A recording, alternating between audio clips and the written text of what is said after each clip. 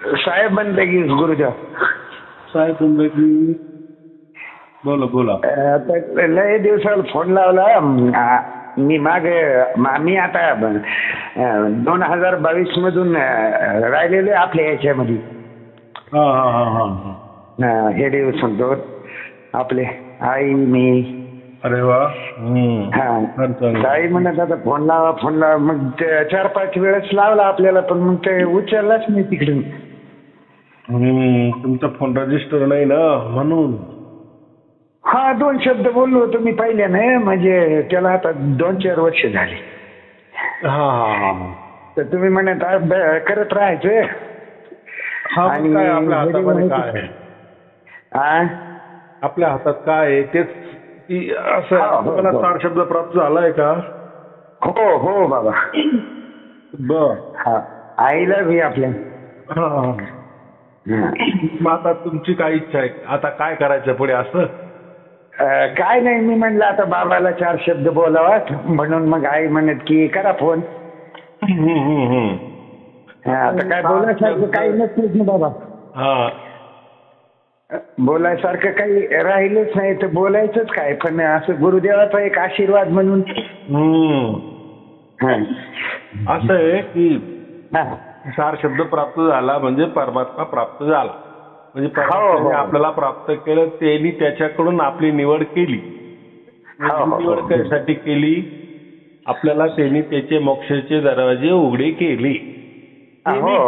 कारण मोक्ष त्याचा मालक तो. तो दरवाजा उघडा करेल का आपण दरवाजा उघडे करू? आपल्याला तर परमात्मा काय येईन कुठं येईन कसं त्याच्यात जायचं कसं यायचं हे काय काय काही कळत नाही. आपल्या शरीरात आहे का बाहेर आहे काय तिसऱ्या ठिकाणी काय माहिती. तर कोणता दरवाजा उघडायला जाणार आणि कोण उघडणार आहे? समजा तुम्ही दरवाजा एखादा शोधला. आता असं आहे आपण कुठेही जातो एखाद्याच्या घरी जातो तर आपण दरवाजा ठोकल्यावर तरच ते उघडतील ना आणि ते बी पाहतील. शहरामध्ये तर कोणी बारूनच विचारतात बरोबर की नाही? ओळखीचं असेल तर उघडायचं नाही तर काय नाही. घरात कोण नाही असं सांगून काढून देतात. तर परमात्मा आहे. चला कमीत कमी आपल्याला दुसऱ्याचे घर माहिती आहे आपण दरवाजा ठोकू शकतो पण परमात्माचा दरवाजा कसा ठोकणार? नाही ना संताशिवाय कसं कळेल? म्हणजे माहितीच नाही. म्हणजे माहितीच नसल्यावर कसं काय आपण काय करणार आहे? हो ना खरं आहे ना. आणि जो संत आहे त्यालाही माहिती पाहिजे ना. माहिती असेल तरच तो सांगेल जा. नाहीतर आजकाल मग संत काय करतात काही गरज नाही कशाला दरवाजा ठोकायचा आणि तो काय रिकामा काय तुमच्यासाठी. मग त्यांनी आम्हाला कायसाठी पाठवलं? आमच्याच पाया पडा आमची आरती करा आमची पूजा करा आम्हालाच परमात्मा माना. म्हणजे मग काय दरवाजा आणि काय ठोकणं काय त्यांनी आत घेणं नाही घेणं काय मोक्ष सगळं राहिलं. आम्ही गुरु करेलच नाही बाबा. आम्ही तुम्हालाच गुरु मानले. ज्या वेळेस पासून आपण हे सुनायला लागलो ना मी दत्त मंदिरात सेवाला होतो आम्ही. सेवा करत होतो तर मग ते तुमच्या हेडेव मी ऐकायला लागलो आई मी. तर मग आम्ही हे वाच्यार्थी जप सोडून दिला. तुम्ही जसं सांगितलं तसं आम्ही करतच राहिलो आतापर्यंत बी. असं आहे की परमात्माच हा आपला गुरु असतो. हो हो बाबा. आपण हाडमासाचे बी गुरु असतात पण ते मार्गदर्शक असतात. आणि आजकाल गुरु लोकांवर विश्वास का नाही राहिला? ते देवा धर्माचं सोडून स्वतःच देव बनायला लागले. स्वतःच परमात्मा बनायला लागले म्हणून आता गडबड झाली. म्हणून आता आम्ही सांगतो की भाऊ तुमचा परमात्मा एकच. तोच गुरु तोच भगवान तोच ईश्वर तोच परमात्मा तोच आमचा मायबाप तोच आमचा गुरु सर्वस्व तोच आहे. त्याच्यात तर काही भेसळ होणार नाही ना. नाही तरी पहिलं पारू म्हणजे तो पहिल पारू उतरणारा एकच भगवंत आहे तुम्ही सांगितलं. तो हाडामासाचा नसतोच. आणि तुम्हीच आपली जर निवड केली तर त्याची काही वाया जात नाही. नाही. हो तो आता कशी निवड वाया जाईल त्या भगवंताची. मग तरी निवड केली का अशी तशी केली का बघ तुम्ही लय त्याचे मानबडाई केलं, लय कौतुक केलं, त्याची लय वाहवाही केली आणि तो तुम्हाला प्रसन्न झाला, असा परमात्मा असतो का? असा प्रसन्न होत नाही. तुमची करम धरम सगळं पाहूनच तो तुम्हाला हे होतो. हो, आपल्या प्रारब्धानुसारच प्राप्त होतो तो नाही तर तुम्ही किती तपश्चर्या करा आणि रोज त्याचं नाव घ्या, घेत राहा, लाखो बार घ्या, 1000 बार घ्या. संत लोक काय करतात, एक तर कसं त्यांना नसतो प्राप्त झालेला आणि त्यांना गुरु परंपरेनुसार नाम मिळालं असतं, तेच नाव ते पुढे देतात. ते म्हणतात आमच्या बी जे गुरु परंपरेने त्यांनी नाम जपलं मरून गेले, आता आम्ही बी नाम जपून मरून जाणार, आम्ही तुम्हाला ते नाम देतो, तुम्ही जपायचं मरून जायचं. हो, ते नाव ठेवलेलं देत राहतात, पुढे सांगत राहायचं, पुढे सांगत राहतात, असंच आलं ना. हा, पण कोणाला काय त्याच्यापासून मिळालं नाही मिळालं नाही मिळालं. याची काही परीक्षा आहे का नाही? काहीच नाही ना. नाही मिळालं. पूर्वीच्या काळी आपल्याला गणितामध्ये ताळा राहायचा, ताळा. आपण गणित बरोबर सोडवलं की नाही त्याच्याकरता शेवटी ताळा राहायचा, त्या ताळ्यात आलं ते गणित तर समजायचं आपण बरोबर सोडलं. म्हणजे ह्या गोष्टी जिवंतपणेच समजायला पाहिजे आपल्याला मोक्ष मिळाला का नाही. हो, आपल्याला कळतोच ना स्वतःलाच, बरोबर ना. पण हे बाकी संत लोकांना त्याला ते फक्त कीर्तन करतात मोठमोठे, काय ते एकदम काय असे कीर्तन करतात का पार माणसाला हसवते बी, माणसाला रडावते बी, आणि काय काय परमात्म्याबद्दल बोलतात, फार बारीक बारीक ज्ञान देतात, तत्वज्ञान देतात. चांगली गोष्ट आहे ती, गोष्ट चांगली, लोकांना चांगल्या मार्गाला लावतात. हे हा परमात्मा याच्यासाठी नाहीये, परमात्मा मोक्ष मिळवण्याकरता आहे. त्याच्याबद्दल तुम्ही बोला, तो कसा आम्हाला प्राप्त करेल किंवा तो आम्हाला त्याच्या मांडीवर आम्हाला केव्हा बसवेल, तो कसा आम्हाला ओढेल, त्या गोष्टीबद्दल बोला. नक्की. पण हे लोक ह्या बाकी गोष्टीलाच प्राधान्य देतात ना. काय करणार, मी बी एक कीर्तनकार आहे बाबा. हा ठीक आहे. मला काय म्हणायचंय बघा, तुम्हाला जे वारकरी संप्रदायामध्ये किंवा कोणताही संप्रदाय असो, त्या संस्थेमधून तुम्हाला जे ज्ञान दिलं ते ज्ञान तुम्ही देणार आहे ना, असं मला म्हणायचंय. हो, शिकवलं ते सांगतो आम्ही पुढे, बरोबर का नाही. आपल्या वर्गामध्ये शिक्षक असतो, तो फक्त शिकवण्याचं काम करतो, पास व्हायचं काम त्या मुलाचं असतं, आणि मग पुढे त्याला नोकरी मिळणार आहे का पुढे तो किती शिकलेला त्याच्याशी काय घेणं नाही राहत. काय करणार, त्याचं काम आहे. तो शाळेत आला, शाळेत शिकवणं गुरुजींचं काम राहतं, त्यांना त्याचा पैसा मिळतो, बरोबर की नाही. पुढे काय होतंय काय त्याची काय, तसंच आजचं युग झालं की नाही. हो बाबा, तुमचं काम आहे ते लोकांना समजून सांगायचं, लोकांना चांगला मार्ग दाखवायचा, देवाधर्माच्या चांगल्या गोष्टी सांगायच्या, नीतिमत्तेच्या गोष्टी सांगायच्या, हे तुमचं काम आहे. पण तुम्ही हेही सांगायला पाहिजे की त्या परमात्म्याच्या इच्छेनेच मर्जीनेच तो तुम्हाला प्राप्त करणार आहे.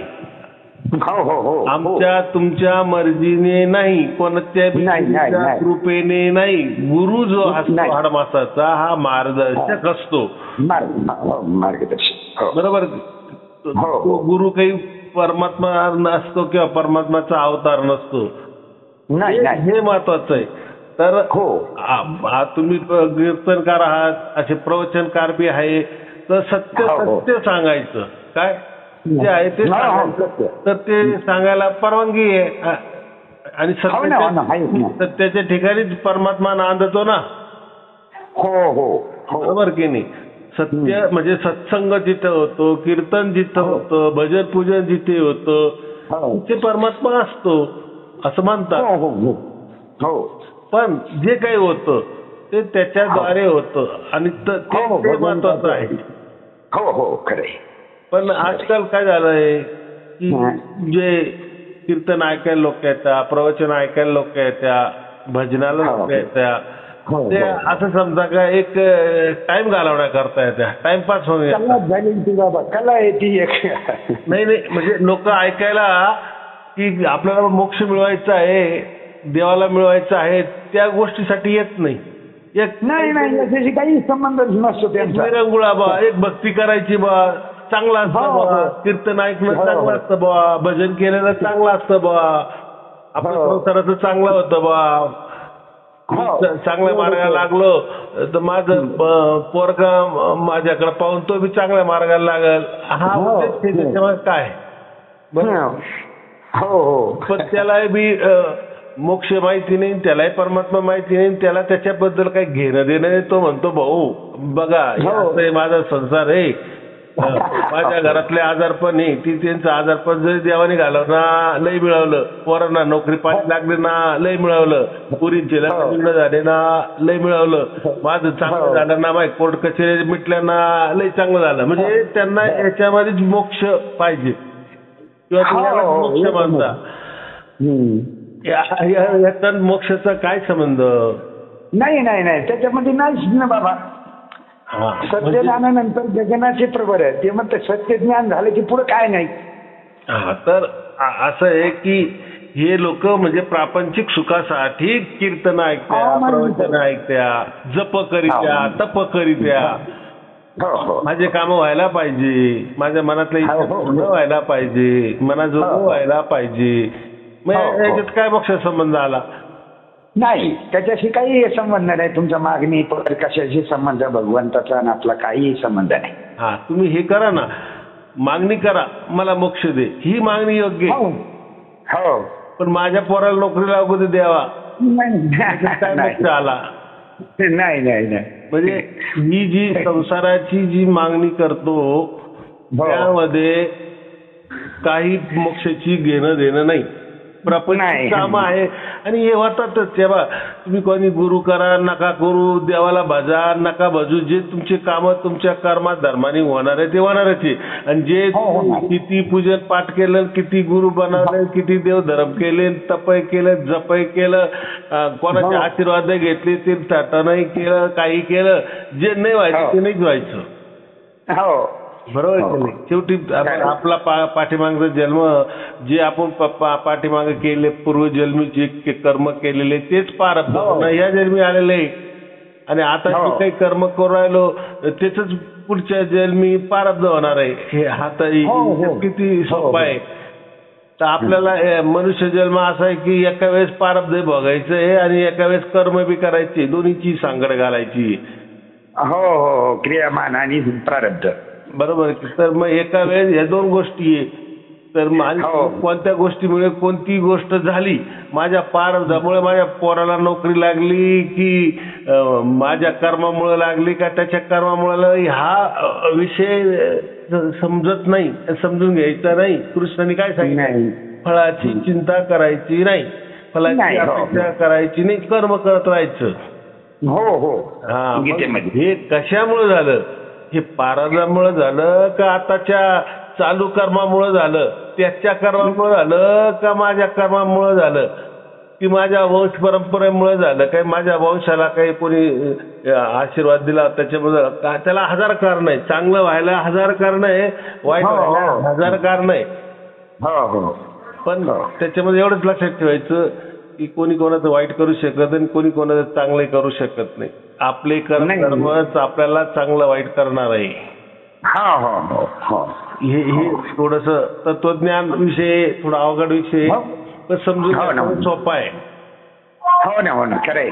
हा, आणि मोक्ष जो आहे तो आपल्याला परमात्म्याकडून मिळतो. त्यांनी एकदा निवड केली की ज्या दिवशी आपल्याला 4 शब्दाची प्राप्ती होती, रामनामाची प्राप्ती होती. आता आपल्यामध्ये काय रामनाम म्हणजे आपण मुखानी किंवा हातात माळा घेऊन राम राम राम राम याला बी रामनाम म्हणतात. पण त्याला रामनाम म्हटलं जाईल, राम जप म्हटलं जाईल, राम नाम नाही म्हटलं. तर रामाचं नाव, रामाला बी नाव आहे, म्हणजे राम म्हणजे परमात्मा, त्या परमात्म्याचं नाव. आता त्या परमात्म्याचं नाम घ्यायचंय तर ते नाम आपण नाही घेऊ शकत, किंवा आपल्याला काय माहिती, आपण तर हे प्रापंचिक नावच घेऊ ना, राम म्हणू, श्याम म्हणू, कृष्ण म्हणू, विठ्ठल म्हणू, गोविंद म्हणू, हे ह्या नामाला नाही महत्व. त्याचं नाव तो स्वतः देतो, त्याचं नाव तो स्वतः देतो. मग त्याला मग म्हणायचं की हा हे राम नाम आहे. कारण त्याचं नाव तो सांगेल ना.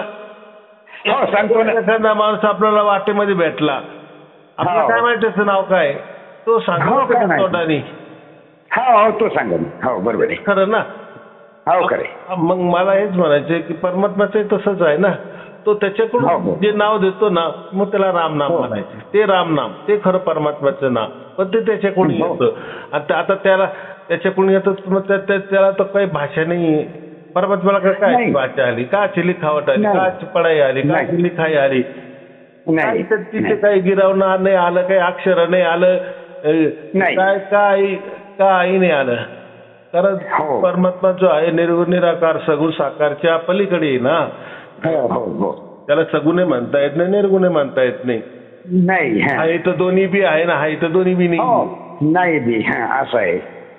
अक्षर अक्षर आणि निअक्षर असं गीतेमध्ये दिलेलं आहे ना, तर तुम्ही सोडवलं ना ते की निअक्षर कशाला म्हणतात. हो आता असं आहे, अक्षर निअक्षर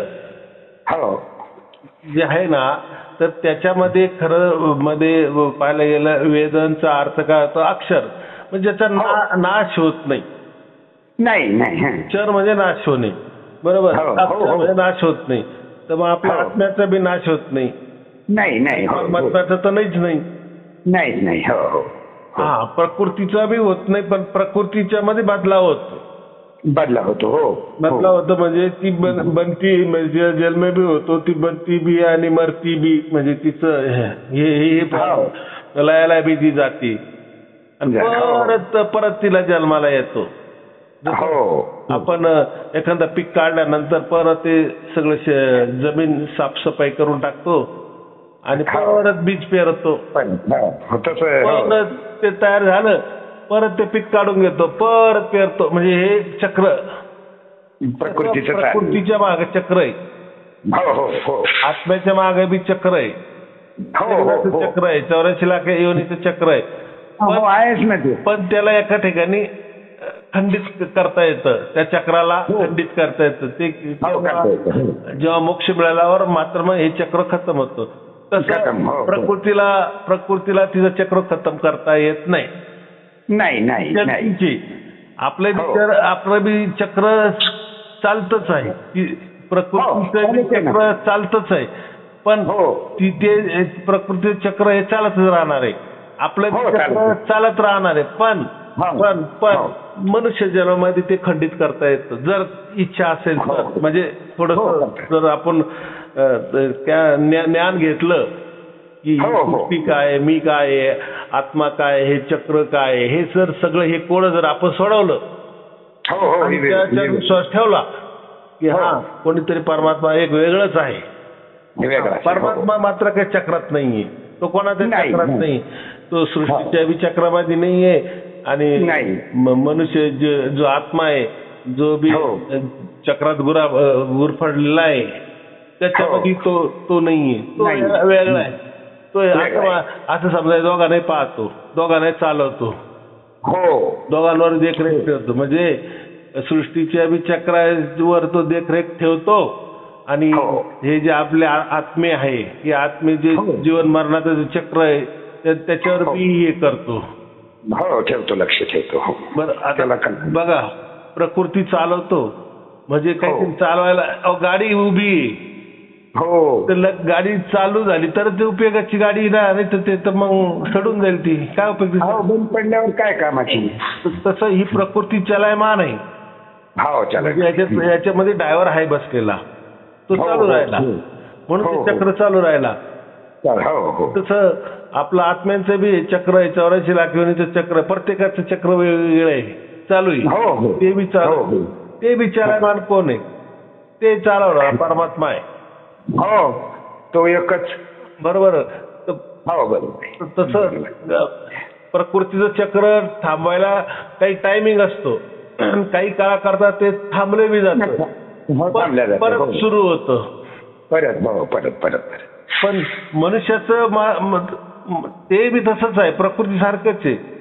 हो थांबल्या जातं. मनुष्याच्या मध्ये असा थांबा मिळतो की कायमस्वरूपी थांबा मिळून जातो. हो प्रकृतीचं नाही होत. मनुष्याचं पात्र होऊ शकतं. जेव्हा त्याला मोक्ष मिळतो तुझं चक्र थांबलं जातं, कायमस्वरूपी थांबलं जातं. बरोबर. आणि या दोघांची देखरेख करणारा परमात्मा आहे. मग परमात्मा हेच पाहत राहतो ना. परमात्मा काय पाहतो, हे जे सृष्टी चक्र कसं चालवायचं, व्यवस्थित चालवायचं, तो त्याच्याप्रमाणे चालू राहिला. आणि आधी अनादी काळापासून त्याचं चालू राहिलं, त्यात काही खोट नाहीये. बरोबर. तसं आपलं बी आत्म्यांचं बी जीवन चक्र बरोबर तो चालू राहिला. आणि त्याला माहिती कोणी काय काय केलेलं आहे, काय काय नाहीये, हा मोक्षाचा अधिकारी आहे नाही आहे, त्याला जसं कळालं की आता हे मनुष्य जन्म आलेले, हा म्हणजे आता याला मनुष्य जन्म मिळाला म्हणजे याला चान्स आहे मोक्षाचा. मग सगळी गोळाबेरीज केली जाते. हा मग याला आपण आता ह्या चक्रातून बाहेर काढू शकतो. बस तो अलगत काढतो, पण ते काढणं त्याच्या हातात आहे, आपल्या हातात नाही. हो त्यांच्याकडेच येते. आपलं आपण जर असं ह्या चक्राच्या बाहेर जर गेलो तर मग आपण तर लय मोठं झालो ना, मग ईश्वरापेक्षा मोठे झालो आपण. हा म्हणजे चक्राला भेदून जात आहे. अरे बाबा आपल्याला कोणी देखरेख करणार आहे की नाही? हो आपल्याला काहीच करावं लागत नाही बाबा. कारखान्यात कामाला माणूस जातो, तो किती दिवस गेला किती नाही, महिन्यातून त्याने किती खाडे केले, काय केले, त्याच्या हिशेबाने कोणीतरी मॅनेजर असतो का नाही आपल्यावर. हो ना. आले काही कुठेतरी नोंद असती का नाही, त्याच्याप्रमाणे महिन्याचा पगार मिळतो, एवढे दिवस हे केले. तर मग असा आपला मॅनेजर कोणी समजा परमात्मा आहे, त्याची प्रणाली आहे, त्याची काय जे असेल ते, तर त्या प्रणालीद्वारे ते सगळं काही कळत असेल. यांनी काय काय केलं काही काही नाही, त्याला वाटलं की नाही आता हा आहे, हा अधिकारी आहे, मग तो त्याच्याकडून ते सगळं काही घटवतो आणि मग ते आपल्याला प्राप्त होत. मग आपण मला 4 शब्द प्राप्त झाला, मग मला मानतो नाही यांचं प्रवचन ऐकलं मला प्राप्त झाला, कोणी म्हणतो नाही मला असं झालं म्हणून प्राप्त झालं. काहीतरी कारण झालं, महत्वाचं आहे. बघा शाळा भरपूर शाळा कॉलेजेस आहे, कोणी बी कुठे बी शाळा शिकून मोठं व्हायचं आहे. जेवढे मोठे झालेले मोठमोठे ऑफिसर झाले ते काही काही शाळा शिकलेले, कोणत्या तरी कॉलेजमध्ये गेलेले. असं नाही की हेच कॉलेज चांगलं ते लय वाईट आहे, ही शाळा चांगली, असं नाही. सगळे शिकू राहिले. तसं याच्यामध्ये सगळ्या लोकांनी मनुष्य जन्म घेतलेला आहे, पण त्याच्यात सर्वांना मोक्ष नाही मिळत ना. नाही भेदी गुरु मिळाल्याशिवाय कसं मिळालं बाबा. ते आता आम्हाला तरी कुठं कळत होतं. अभ्यास आहे आम्हाला, कीर्तनाचं ज्ञान हे सर्व, पण कुठं कळत होतं. तुमच्याकडून ज्यावेळेस ऐकलं हे त्यावेळेस आम्हाला कळालं की त्याला त्या निअक्षर असतो परमेश्वर. आम्ही सांगत होतोच नुसतं. निअक्षर म्हणजे अक्षरात नाही येतो. निअक्षर नाही अक्षर हे बोलले जातात, लिहिले जात्या, ऐकले जातात, तो त्याच्यातला नाहीये. असा लिखापडीतला ऐकण्यातला बोलण्यातला नाही. म्हणजे मग आपण नामजप करतो हे कशातलं आलं? निअक्षर नाही येत ना, अक्षरामध्येच आलं ना. हो पण मग तुम्ही सांगितलं होतं बाबा ते की 2 अक्षराचा भेद. अक्षर असं आहे की ते त्याला आपण शब्द म्हणतो, ते व्याकरणाची दृष्टी. जसे 2 अक्षर एकत्र झाले की शब्द तयार होतो. म्हणजे एकापेक्षा अनेक अक्षर जे येतात त्याला आपण शब्द म्हणतो. पण आता इथे आहे, हा झाला व्याकरणाचा भाग, हा झाला सांसारिक, हा प्रापंचिक गोष्ट झाली. ही पढाई लिखाई झाली, ही गोष्ट नाही. परमात्माची ती गोष्ट वेगळी आहे. अक्षर निअक्षर हे त्याच्यामधलं वेगळं फरक. क्षर म्हणजे शरीर किंवा ब्रह्मांड हे एक शरीर. जसं एक आपलं स्वतःच एक शरीर असतं तसं ब्रह्मांड बी एक शरीरच आहे ना. शरीरच बरोबर. म्हणून या दोघांना अक्षर म्हटलं जातं. हा अक्षर म्हणजे काय? जसं आपल्या शरीरात आत्मा हा झाला अक्षर, आणि तसं ब्रह्मांड चालवणारा मध्ये जो परमात्मा असतो त्याला बी आपण अक्षरच म्हणतो. म्हणजे आपला आत्मा आणि ब्रह्मांड चालवणारा परमात्मा तो एक अक्षर असतो. आणि जो निअक्षर असतो या दोघांच्या तो पलीकडचा असतो. तो जो निअक्षर असतो तो काही म्हणजे ज्यावेळेस आपल्याला जो मोक्ष मिळतो त्यावेळेस आपल्याला कळतं की परमात्मा ह्या काही गोष्टी करत नाही. परमात्मा तो एका जागी आहे म्हणजे त्याचं जे स्थान आहे तो काही मनुष्यासारखा कुणी घर करून नाही राहत तो, पण त्या ठिकाणी जातो तिथं काही ब्रह्मांड राहत नाही आणि तिथं तर काही हे जीवजंतू किंवा हे चक्र राहत नाही किंवा ब्रह्मांडाचं चक्र किंवा सृष्टीचं चक्र हा काही प्रकार तिथे राहत नाही. कुठे त्या ठिकाणी गेल्यानंतर त्याचं जे परमधाम जे आपण म्हणतो परमात्म्याचं मोक्षाचं ठिकाण तिथे गेल्यावर तिथे हा ब्रह्मांडाचं काय आपल्याला घेणं देणं नाही किंवा ब्रह्मांड आहे का हेही समजत नाही. कारण तिथे गरज नाही. मी काय बोलतो की बंधा एका रुपयामध्ये 25% ब्रह्मांड आहे. ब्रह्मांड किती मोठं आहे पण ते फक्त 25% आहे परमात्म्याच्या. 75% अजून परमात्मा जसा तसाच आहे. तर आपण जो 75% जसा तसा परमात्मा आहे त्या क्षेत्रात आपण जातो. मग तिथे कसे झाले ब्रह्मांड, कशाच आली सृष्टी, कशाच आपले चक्र, जीवन मरणाचे चक्र, लोकांचे चक्र, आत्म्याचे चक्र, पशु पक्षीचं काही संबंध तिथे. ती गोष्टच नाही. ते सगळं विसरायचं. बघा हे जर विचारलं तरच आपण दुःखातून निवृत्त होऊ ना. आपल्याला ही जर जन्म मरणाची जर आठवण राहिली तर मग आपण दुःखीच होऊ ना. अरे माझा एक काय असा जन्म झाला होता तसा झाला होता तेच आठवावं लागेल. मग काय अर्थ आहे. मग तुम्ही मोक्षाच्या ठिकाणी आला आता विसरा म्हणजे तिथे विसरही पडतो. तो वाद नाही पण मी सांगतो एक किंवा हे ब्रह्मांड आहे हे किती मोठं आहे काय आहे याचा तर अंत नाहीये. पण आहे जे आहे फक्त 25% त्यात शिरायचं काही काम नाहीये आपल्याला. बरोबर की नाही. आपण हे लचंड नको, शरीराचं नको ब्रह्मांडाचं नको. हे समजा आपलं शरीर हे आत्म्याचं शरीर आहे आपल्या, तसं ब्रह्मांड हे समजा परमात्म्याचं शरीर आहे असं समजा घटकाभर. हे दोघं नको आम्हाला. ब्रह्मांडही नको ना आम्हाला आमचं शरीरही नको. हे चक्रच नको. ब्रह्मांडाचं चक्रही नको आणि शरीराचं चक्रही नको. आपण अशा ठिकाणी जातो परमात्मा म्हणजे जिथे त्याचे जे वातावरण आहे त्याची परमधाम आहे तिथे मात्र ह्या गोष्टीचा काही संबंध नाही. आठवण नाही म्हणजे ब्रह्मांड काय किती मोठं आहे काय त्याची काही घेणं नाही. आणि आपण किती जन्म झाला कसं झालं आणि किती जन्म 84 लाख त्याच्याही काय ते आठवणी पूर्ण झिरो होऊन जातो आपण. बस तो आनंद आणि आनंद आणि आनंद. परमात्माचं स्वरूप काय सतचित आनंद आहे की नाही. सत म्हणजे काय. सत म्हणजे सनातन शाश्वत कायमस्वरूपी. आणि चित्त म्हणजे काय चैतन्य. परमात्मा चैतन्यशील आहे. जसं आत्मा चैतन्य आहे तसं परमात्मा लेकिन आत्मा आपल्यासाठी चैतन्य आहे तो एका जागी स्थिर आहे. लेकिन पण हा जो परमात्मा आहे हा मात्र सर्वव्यापी स्थिर आहे. सर्वव्यापी हा दोघांमध्ये फरक पण तो बी चैतन्य आहे. हे दोघांचं स्वरूप मात्र एक आहे. प्रकृती मात्र चैतन्य नाही. ही जड मध्ये मोडली जाते. बरोबर.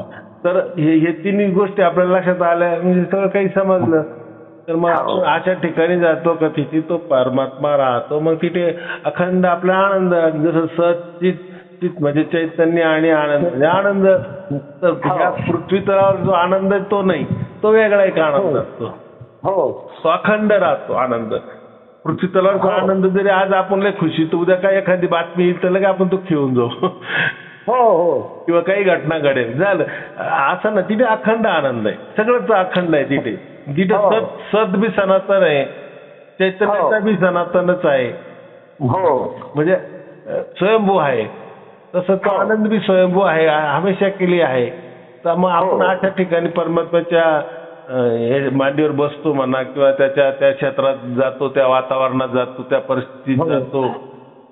बस मग तिथे आनंद म्हणजे याला म्हणतात बाकी काही नाही. फार मोठं गणित आहे असं काही नाहीये. पण ज्याला ते पाहिजे त्याच्यासाठी ते उपलब्ध आहे. ज्याला काही कळतच नाही आत्मा काय परमात्मा काय काही घेणं नाही. परमात्मा काय त्याला हे घेईल. अजून नाही. इच्छाच आहे, तुला संसारच जर श्रेष्ठ वाटतोय, तुला संसारच सत्य वाटतोय, तुला संसारातून मजा करायची आहे, हो. तर मग तुझं चालू दे, ते काय डिस्टर्ब करायचा. नाही. तसे कर्मही होणार नाही त्याच्याकडून मग. हो नाही नाही हो होणारच नाही. पण जो माणूस कर्म करत असताना इच्छा मात्र मोक्षाची ठेवतो, हो ते मात्र परमात्म्याला चालतं. हे हुई बात. हो हो. त्यामध्ये ते काही कर्म करतोय, पोटासाठी करतोय, करायला लागतोय. किंवा काही व्यवसाय करतोय, काही करतोय, पण परमात्मा करता करतोय. हो हो. हा, ते मग तुमचं निष्काम मध्ये मोडलं जातं. हो हो. म्हणजे करावंच लागतं. हा, आपण जे आता शिक्षण शिकतोय तर त्याच्यामध्ये आपलं एक उद्दिष्ट असतं की मला नोकरी लागायला पाहिजे. हो हो. ही जरी फळाची अपेक्षा, हे निष्काम कर्म नाही होणार, बरोबर. नाही आणि सगळ्या गोष्टी निष्काम कर्म करून चालणार आहे का? नाही ना. भरपूर कर्म असे आहे की ती प्रापंचिक करता करावंच लागतात. करावंच लागते. हो करावंच लागते. देवाचं काय म्हणणं आहे, तू तर कर्म करतोस पण असे काही कर्म कर ना, फक्त ते मोक्षासाठी कर. हा, प्रपंचसाठी कर, तुझे ते चालू दे, त्याची जे काही मला संबंध नाही. कारण तुझे परिवार आहे, बालबच्चे, त्यांना पोषण करायचंय, पालन पोषण करायचंय. थोडेसे असे काही कर्म कर की नाही आता मला मोक्ष पाहिजे मग. हे सोडू नको, तू प्रपंच सोडू नको. प्रपंचाचे कर्म करत, त्याला लाभ लोभाचे कर्म म्हणतो ना. इच्छा काही इच्छा पूर्ण होण्याकरता जे काही कर्म करतो, संसाराकडे जे करावं लागतं, बायका मुलांसाठी करावं लागतं, ते तू कर. त्याच्यात मी काही नाही तुला म्हणणार नाही, पण एक थोडे काही कर्म असे करत जाय त्याच कर्माबरोबर, निष्काम कर्म. हे जे काम करू हे फक्त मोक्षासाठी करू राहिलो, मला याच्यात काही लाभ लोभ नको, बस मोक्षासाठी. हो हो. त्यालाच आपण काय म्हणतो, देवाला अर्पण. हो, ईश्वराला अर्पण. मी काय केलं नाही, सर्व करणार. तू करता करविता सर्व काही तूच. तसं संसारात जरी कर्म करतो त्याच्यात आपण जर असं म्हणतो करता करविता तूच आहे, तर जरी आपण संसारासाठी कर्म करतोय, लोभाने कर्म करतोय, लालचीनी कर्म करतोय, काही इच्छेनी कर्म करतोय, काही कर्माच्या फलाच्या अपेक्षेने काही कर्म करतोय, पण त्याच्यात जर थोडासा हा शब्द जर मारला ना, बघ जर मी माझा प्रपंच जर केला तर या रोजीरोटीसाठी मी जर काही कर्म केले, काम केले, तर मी खाईल आणि खाईल तर जगल, आणि जगल तर तुझी सेवा करता येईल, म्हणजे मग मार्गपात करता येईल. तर देवाला कळतं ही गोष्ट. हे बरोबर आहे. मग आपण हे संसाराचे काम करत असताना जर त्याच्यामध्ये जर असं म्हणत चाललं की हे कर्म, हे सुद्धा कर्म मी मोक्षा करता करतोय, ते आपल्याला माहिती आहे की हे आपण आपल्या पोटासाठी करतोय, आपल्या बायका पोरांसाठी करतोय, आपल्या जीवनाकरता करतोय, पण थोडंसं ते बी जर समर्पण करत चाललं तर काय हरकत आहे. हो ना. करावंच लागेल ना तसं. देवाला तर कळतं ना, हे तर करावंच लागणार आहे ना, संसार करावाच लागणार आहे ना. संसार करता करता ते कर्म परमात्म्याला अर्पण करत जायचे फक्त मनाने. बाकी तुमचा लोभ वगैरे तो चालू द्या, काय त्याची काही घेण नाही, कारण लोभ करावाच लागणार, त्याशिवाय तुझं संसार चालणार नाही.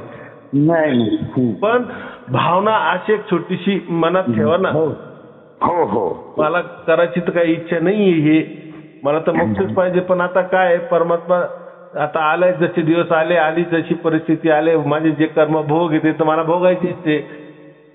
माझ्या कर्म भोगात माझे पत्नी आहे, माझे मुलं आहे, बाळ आहे, माझा संसार आहे, माझं जीवन आहे, ते मला तर करावंच लागणार आहे. ते तर सोडून नाही चालणार. ते जे काही कर्माचे भोग आहे ते मला भोगावंच लागणार आहे. सुखाचे भोग असो, दुःखाचे असो, ते तर मला भोगावं लागणारच आहे.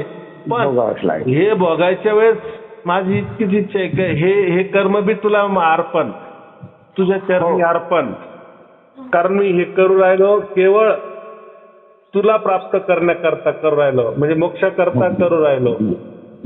किती चांगली भावना आहे. मग ते संसाराचे कर्म सुद्धा परमात्म्याला अर्पण केले तर मग बघा ते काम बी कसे चांगले होतात आपले. आपणच अर्पण झालं तर मग सर्वच अर्पण आपणच. बाबा कशी त्याची सुरुवात अशी करावी लागते ना, कर्माने करायची, हळूहळू करायची.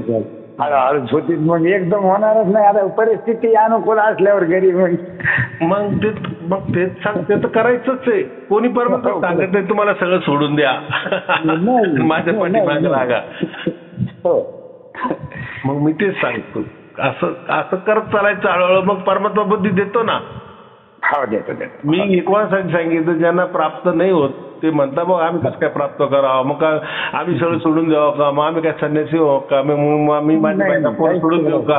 कोणी तुम्हाला कोणी परमात्मा हे म्हणत नाही की बायका पोरं सोडून द्या बाय माझ्या घराला सोडून नाही द्यायचं. करा हे कर्मही करा पण अर्पण तर करत चला. त्याच्या साक्षी ठेवा. हो साक्षी ठेवा मला मोक्ष मिळण्यासाठी हे सगळं करायला प्रपंच मी करायला ना. तर मी जगलो तर मी तुझी सेवा करू शकतो. म्हणजे मोक्षाकरता मी निष्काम कर्म करू शकतो. जर मी जगलो तर काय मग माझ्या काय होणार आहे. आणि मग मोक्ष मला काय कामाचा आहे. तर कामात राम म्हणायला चांगली गोष्ट आहे. प्रत्येक कर्म चांगले असो वाईट असो परमात्म्याला अर्पण करत जावा. म्हणजे ते कर्म चांगले आता चांगले अजून चांगले होतात आणि वाईट असेल तर तेही चांगले होतात असं मला म्हणा. बोला काय होतं. आम्हाला असं विचारायचं होतं तुम्हाला की ती जे सार शब्दाची जी धून आहे ती आपल्या जो आत्म्याची ती सम्य सारखी सारखीच राहणार. थोडा बदल असं आहे की बघा आत्मा आणि परमात्मा हे दोघं चैतन्य आहे बरोबर. जर परमात्मा मध्ये जर ध्वनी आहे तर मग आपल्या आत्म्यात बी ध्वनी आहेच ना. तेच आहे कुठून कळत नाही आतून यायली का बाहेरून यायली असं कळत नाही. तुम्ही जे सांगितलं परमात्माच नाही राहत. जिथं असं कळालं काही आतून येऊ राहिली किंवा असं कळालं की बाहेरून येऊ राहिली दोन्ही चूक आहे. म्हणजे बघ नाही बाबा ती जी पहिली आहे ती जी कोड आहे जी परमात्म्याची गुप्तता आहे तर मग ते त्याचा खंड झाला. परमात्मा स्वतःहून त्याचं हे करेल का. त्याची जी काही प्रणाली आहे त्याची जी कार्यप्रणाली आहे ती स्ट्रॉंग आहे की आपण किती बुद्धी लावो किती चालू आपल्याला त्याचं उत्तर सापडूच शकणार नाही की कसं हो राहिलं. आपल्याला काहीच आपलं बी आपल्याला आपली कार्यप्रणाली समजत नाही तेव्हा ती देवाची काय कार्यप्रणाली कळणार आहे. आणि जिथे कळाली जिथे कळत राहती तर तो काही परमात्मा नसतो ना. परमात्मा जेव्हा प्राप्त होतो तेव्हा तो कसा झाला कुठं आहे कुठून काय ओरायला हे काहीच कळत नाही आपल्याला. फक्त होतंय फक्त साक्षी भाव आपला. तर आपला परमात्मा आपला जो आत्मा आहे ना त्या परमात्म्याशी आता त्यांनी योग केला आहे. काय केलाय योग. आता आपला आत्मा योगात आहे. कोणाच्या योगामध्ये आहे परमात्म्याच्या योगामध्ये आहे. म्हणून तर आपल्याला ते त्याचा आपला अनुभव घेऊ राहिला. आता अनुभव कोण घेऊ राहिलं आपला आत्मा घेऊ राहिला. आत्मा आपण काहीच नाही. आणि हे जे बोलू राहिलं हे आपलं मन बोलतंय शरीर बोलतंय हे आपले कर्म बोलतंय. त्याचं काही नाही.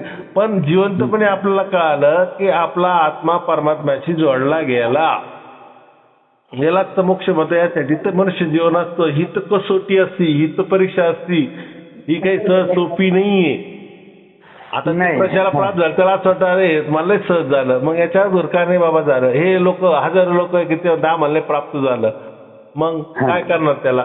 तर ते असं आहे परीक्षा पास झाल्यानंतर वाटत नंतर काही नाही काही नसतं आम्ही दिली अशी तशी पण झालं मस्तपैकी पास अशी तशी नाही अभ्यास केला राहता पण स्वतः विश्वास नसतो ना. असं आहे तसं हे परमात्म्याचं आपण काय केलं असेल काय नाही ते परमात्म्याला माहिती. त्याच्यावर त्याचा गुरुप्रसाद आपल्याला मिळालेला आहे. आणि ते कधी समजण्याचा प्रयत्न करू नका. आणि त्याचं कधी लाखो वर्ष तुम्ही त्याचा शोध घ्यायचा प्रयत्न केला ना की दोन्ही कुठून येऊ राहिली आतून येऊ राहिली का बाहेरून येऊ राहिली का ह्या ठिकाणं का त्या ठिकाणून. हे लोक तर त्याचा शोध घेतात. नाही हे ब्रह्मरंध्रातून येऊ राहिली नाही ह्या कानातून येऊ राहिली हृदयातून येऊ राहिली बाहेरून येऊ राहिली वैकुंठातून येऊ राहिली विष्णूकडून येऊ राहिली शिवाकडून हे काहीतरी बोलायचं बोलायचं का त्याला काही माहित नसतं काही नसतं, तो काहीतरी एक अंदाजे सांगतो. हो म्हणजे याला परमात्म्याचा पत्ता कळाला असं. परमात्म्याचा पत्ता कळू शकत. परमात्म्याचा पत्ता नाही अंदर आहे नाही बाहेर आहे. जो आहे जिथं आहे तिथे आहे बस. त्याला काय त्याच्यामध्ये काय करायचे समजा. आणि असं जर परमात्म्याचा पत्ता जर ओळखता आला तर मग तो परमात्म्यापेक्षा लय मोठा झाला ना. दुसऱ्याला सांगायला लागेल जो एवढी ज्याची सिक्युरिटी आहे, ज्याची कार्यप्रणाली एवढं ब्रह्मांड चालवणार आहे, तो सगळे जीव जंतू चालवणार आहे, कणाकणामध्ये त्याची कार्यप्रणाली कार्यरत आहे. आणि तिचा भेद घ्यायचा काही कोण करतोय म्हणून एवढं सोपं आहे का ते? नाही अंदाजाने आपण अंदाजाने काही म्हणू शकतो. ज्यांना काय म्हणतात ना अक्कल शून्य लोक राहतात असे माझा नाही ते इथून होतं, नाही ते तिथून होतं, नाही ते आकाशातून होतं असं, नाही ते वैकुंठातून होतं असं, ते सत्यलोकात होतं, ब्रह्मलोकात होतं असं, नाही आपल्या मध्येच होतं असं, आपल्या हृदयातच होत असेल. हे बोलायचे भाग आहे. त्याच्यात आपल्याला जायचं नाही. आपण जोडलं गेलो ना जिथून. मला काय म्हणायचंय, आता तुम्ही मला फोन केला, आता तुम्ही काय काळे का गोरे मला काय माहिती नाही, बरोबर ना. त्याची काय संबंध आहे, मला काय म्हणायचं त्याची काय संबंध आहे. तुमचं काम झालं, तुम्ही परमात्म्याशी जोडले गेले, किंवा तुमचा फोन मला लागला गेला, आपण बोलतोय. हे महत्वाचं का बाबा तुम्ही कसे दिसत या, किंवा मी तुम्हाला कसे दिसत या, काय काय आहे ना प्रणाली आहे ना, काहीतरी इलेक्ट्रॉनिकची प्रणाली आहे ना, कम्युनिकेशन होऊ राहिलं ना, रेडिओ लहरी एकमेकाचे येऊ राहिल्या ना, त्याचा तुम्ही उपयोग करा. त्याच्यातून तुम्ही काही मला प्रश्न विचारा किंवा मला काय उत्तर द्यायचे मी ते देईल, त्याचा तुम्ही लाभ घ्या. पण हे कसं काय हो राहिलं, मी बोलतोय यांना कसं कळलं, मी तर 1000 कोस दूर आहे, एवढा लांब आहे, कसं काय मग वायर बी नाही, कसं काय त्या गोष्टीत काय चिरायचं. तो आपला भाग आहे का? तो आपला भाग नाही. बरोबर. आपल्याला शरीर दिलंय ना, मनुष्य शरीर दिलंय ना, बुद्धी दिली ना, आपल्याला त्याला प्राप्त करायचंय. हो ज्याला दिलंय त्याला. मग हे शरीराच हे नाही करायचं. मी शरीराच्या आतमध्ये जातो, मी ध्यान करतो, मी इकडे ध्यान करतो, तिकडे ध्यान टिकवतो, हे मूर्खपणाचं काम आहे. काही उपयोग नाही, काही ध्यानाने उपयोग नाही, काही नाही. मला त्याची तुम्हाला मनाची शांती मिळेल जास्तीत जास्त. आपण काहीच करू शकत नाही तर ध्यान कोणाचं करायचं. माहिती ठिकाणाच माहिती नाही तर काय ध्यान करणार आहे. नास्तिक असं आहे. अरे पण कधी गेले असेल तर ते डोळ्याच्या येईल ना नाशिक. असं आहे. नाशिकच माहिती नाही का, नाशिक नावाचं काही आहे नाही आहे, आणि ते कसं असेल कसं नसेल काही कल्पना करत त्याला काही अर्थ नाही ना. नाही तो कल्पनाचे तरंग उठवण्यात काही अर्थ नाही. खरं. अहो तो स्वतः परमात्मा माशाला जन्म देतो, तो त्याला पाणीच पाहिजे त्या माशाला. हो पाण्याशिवाय जगू शकत नाही. आपल्याला जन्म दिलाय की म्हणजे पाण्याच्या बाहेर आपल्याला जन्म दिलाय तर आपण पाण्यात नाही जाऊ शकत. नाही बरोबर. आपण पाण्यात जर श्वास घ्यायला गेलो तर मरून जाऊ. मासा बाहेर येऊन श्वास घ्यायला गेला हवेत तर तो मरून जाईल. तर ज्याला त्याचे कामं दिलेले. हो हो.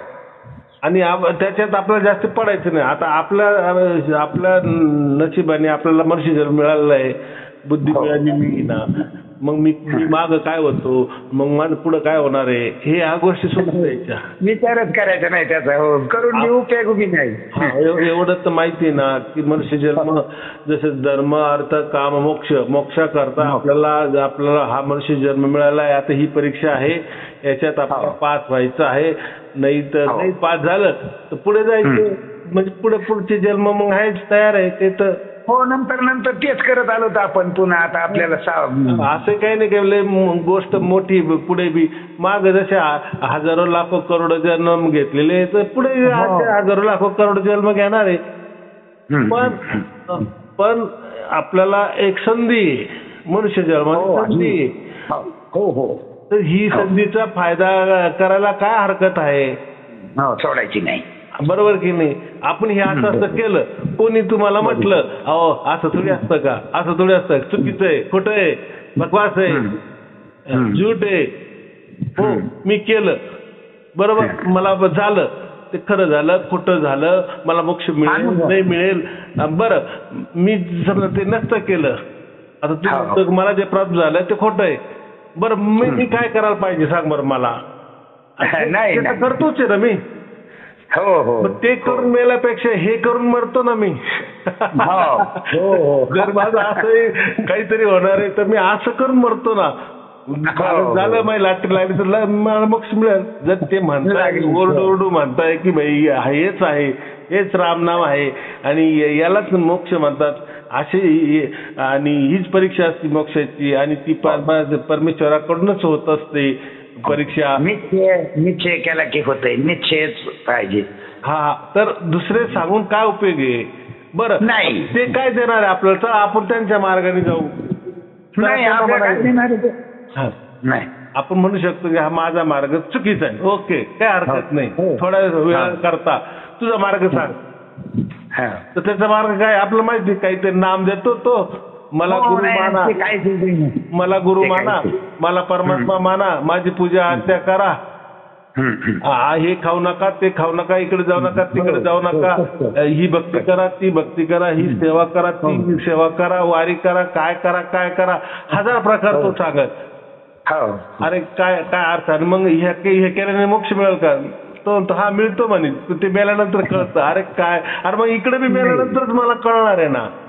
पण कमीत कमी जिवंतपणी मला कळालं की काही होऊ राहिलं, मी मला जे काही होऊ राहिलं त्याचा साक्षी मी आहे, साक्षी स्वतः साक्षी मी. तू साक्षी बनून काय उपयोग. अरे मी खाल्लं माझं पोट भरणार आहे, तू खाशील तुझं पोट भरल. किती सोपं गोष्ट आहे. तू तुझ्या मार्गाने चांगलाच आहे, मी माझ्या मार्गाने चांगला आहे. बरं का, तुझ्या मार्गाने तुला मोक्ष मिळत असेल तर तुझा मार्ग तू पत्कर. मला ह्या मार्गाने मला वाटतं जर माझा आत्मा म्हणतोय, तो आत्मा भोगलेला आहे ना त्यांनी, हजारो करोड जन्म त्यांनी भोगलेले, तो आज मला म्हणतो की नाही हा श्रेष्ठ मार्ग आहे आणि हाच मोक्षाचा मार्ग आहे. असे जर माझा विश्वास आहे मनामध्ये, तुलाही मरायचंय मलाही मरायचंय, मी जर असं करून मला मोक्ष मिळाला तर चांगलीच गोष्ट आहे. तुझ्या याच्याने नाही मिळाला तर नाही मिळणार, पुढे होईल काय व्हायचंय ते. पण चांगलं करून मरणं चांगली गोष्ट आहे का नाही. प्रयत्न करणं काम आहे ना, प्रारब्धाच्या अधीन ते.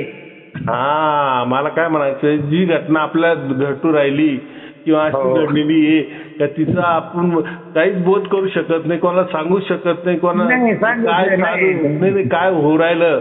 जे मी परमात्म्याशी, माझं परमात्म्याशी आता घट्ट नातं झालेलं आहे, माझा योग झालेला आहे, माझा जुडाव झालेला आहे परमात्म्याशी. मी काही परमात्मा नाही झालो, नाही बापाच्या ठिकाणी, मुलगाच्या ठिकाणी, पण आमचं मिलन झालेलं आहे, बाप बेट्यांचं मिलन झालेलं आहे. आम्ही त्या योगामध्ये आहे. त्या योगामध्ये आम्ही आता आम्ही मार्गक्रमण करू राहिलो. आमचं आयुष्य आता त्या योगामध्ये जाणार आहे. आम्हाला हा योग जो घडला हा जिवंतपणे घडला, आमच्या साक्षीने घडला, आम्हाला विचारून घडला, आमच्या विश्वासाने घडला, आमच्या मर्जीने घडला. जे पाहिजे तर तेच झालं. याचे पुरावे वेदांमध्ये कबीर साहेबांनी ते सांगितले, गुरु नानक देवजींनी ते सांगितले, सगळं आहे. बाकीच्या संतांनी काय सांगितले सगळ्यांचे विचार तर एक नाही होत ना. पण यांनी जे सांगितलं ते जिवंतपणे समजलं. होणार आहे मोक्ष होणार आहे तो जिवंतपणे समजला. असं यांच्यामध्ये असं काही घडतं का जिवंतपणे?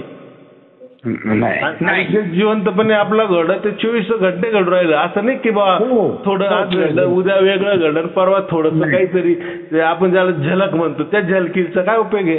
असं परमात्मा सारखं राहते ते, खंडनच पडत नाही. बरोबर. मग ती थोडी झलक थोडी असते का? ती झलक आली गेली, हवेची झुळूक आली गेली, तो परमात्मा कसा होईल? आमचं तर जुळूक नाहीये. मला जर इतरांना झालं ना, हजारो जणांना हो राहिलं आणि ते गवाई देऊ राहिले, साक्षी देऊ राहिले, बोलू राहिले, लाखो लोकांसमोर सांगू राहिले की हा मला घडलंय, हे असंच घडलंय. तसं याच्यात कोण माणसं सांगतात की नाही आम्हाला मोक्ष मिळाला आहे? नाही, याच्यात मिळतच नाही बाबा. तो सांगायचं काय ते मिळत नाही म्हणजे ते थोडी अशी म्हणणार की मिळत नाही. ते म्हणतात ना मिळतो, मरून जावं लागेल त्याला, मेल्यानंतर मिळतो असं म्हणतो. काशी सारखं जिवंतपणे कळायला पाहिजे ना काहीतरी. हो जिवंतपणे एवढा मोठा आयुष्याचा डाव लावायचा आणि हो. काही आंधळी भक्ती करायची की नाही नाही असं करा, नामजप करत जा आणि त्या परमेश्वराच्या चरणावर लीन होऊन जा, तो तुम्हाला मोक्ष देईल. बाई त्याचं काय गॅरंटी वॉरंटी काय काय काय करणार आहे? नाही. तो जर आमच्यात प्रगटच झाला नाही, त्याने आमची निवडच जर केली तर कसा मोक्ष तो देईल? कारण निवड करायचा अधिकार त्याचा आहे ना. हो हो त्याचाच आहे, त्याच्याकडेच सर्व. मग मोक्ष देणारा तो, तोच. हो. दरवाजा उघडणारा तो, आत घेणारा तो. आणि आम्हाला तिने आता घेतलं जिवंतपणी, त्याची साक्षी बी आहे, गवाही बी आहे. आणि मी नाही, हजारो लाखो जण आहे. अजून काय पाहिजे? चला ठीक आहे. आपल्या कुटुंबियांना शुभ आशीर्वाद, मंगल आशीर्वाद. सत साहेबजी, सत साहेबजी.